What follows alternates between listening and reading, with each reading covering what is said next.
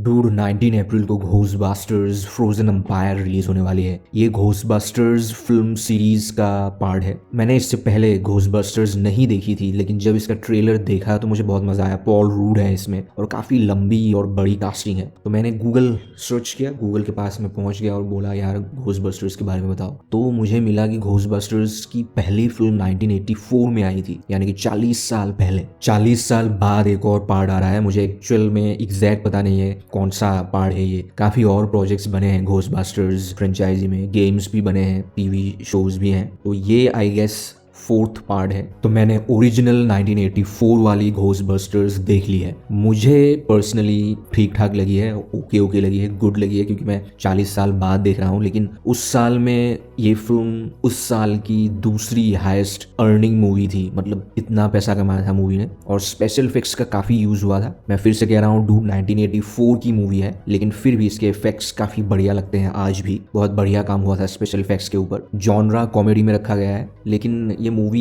Unique concept था। इसमें काफी सारी चीजें मिक्स्ड की गई थी। Supernatural, paranormal activity, psychology, science का एक मिक्सर है इस मूवी में। तो चलो मैं कहानी सुनाई देता हूँ। कहानी बेसिकली है 3 दोस्तों की, और जब दोस्त आपस में सिर्फ 3 होते हैं तभी महान महान कहानियां बनती हैं। तो हमेशा 3 दोस्तों के ग्रुप में ही रहना, उससे ज्यादा नहीं, उससे कम नहीं। सो 3 दोस्त हैं जो पीएचडी कर रहे हैं और जो कामयाब नहीं है। और जब तक तुम कामयाब नहीं होते तब तक दुनिया तुम्हें वैल्यू ही नहीं देती है। रूड, ये बात जितनी जल्दी हो सके सीख लो, दिमाग में डाल लो। कामयाब अगर नहीं हो तो तुम्हारे कांडों को गलती मानी जाती है या फिर क्राइम माना जाता है, लेकिन अगर कामयाब हो जाओ तो वही कांड तुम्हारे अचीवमेंट्स में गिने जाते हैं। यार काफी हैवी डायलॉग बोल गया मैं, मजा आ गया यार।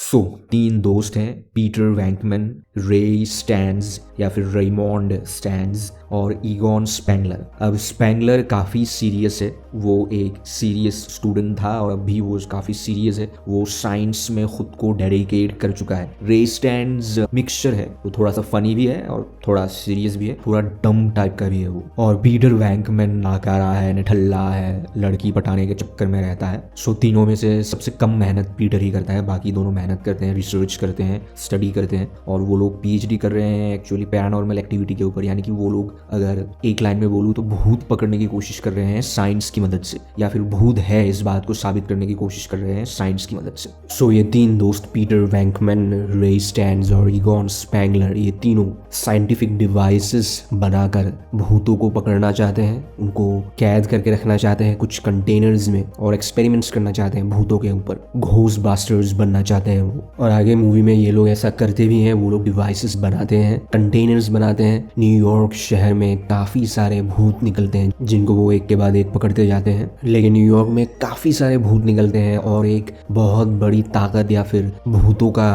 राजा कहना पड़ेगा, गोजर, जो बाहर आने वाला है, जिसको जूल बाहर लाने वाला है। क्लाइमेक्स में वो बाहर आता भी है एक पोर्टल से, लेकिन वो एक फीमेल कैरेक्टर होता है। नाम से मेल लगता है, मुझे भी मेल लग रहा था, पीटर और बाकी टीम को भी मेल लग रहा था, लेकिन वो फीमेल होता है। उससे न्यूयॉर्क को ये लोग बचाते हैं। कैसे बचाते हैं जानने के लिए मूवी देखना पड़ेगा तुम्हें। मूवी बहुत बढ़िया है, जैसा कि मैंने बताया काफी यूनिक कॉन्सेप्ट था, काफी सारे एलिमेंट्स थे। कॉमेडी तो है ही, साथ में थोड़ा बहुत हॉरर एलिमेंट भी मिलता है, काफी म्यूजिकल भी है, सस्पेंस भी होता है एक तरह से। तो IMDb की रेटिंग छोड़ो, मैं मूवी को दे रहा हूँ 7 आउट ऑफ 10। और घोस्टबस्टर्स फ्रोजन एम्पायर में यही ओरिजिनल घोस्टबस्टर्स वापस आ रहे हैं, तो बहुत मजा आने वाला है मूवी में। अब मैं तुम्हारे साथ मेरे ओपिनियन के हिसाब से 3 पैराडाइज मोमेंट्स शेयर करना चाहूँगा। नंबर 3, इस सीन में तीनों एक होटल में एंटर करते हैं। तीनों काफ़ी बिजी हैं भूतों को लेकर, लेकिन फिर भी पीटर एक खूबसूरत हसीना से नज़र नहीं हटाता है। ये सीन मुझे बहुत अच्छा लगता है और ये परफेक्टली मैच होता है इस मीम के साथ।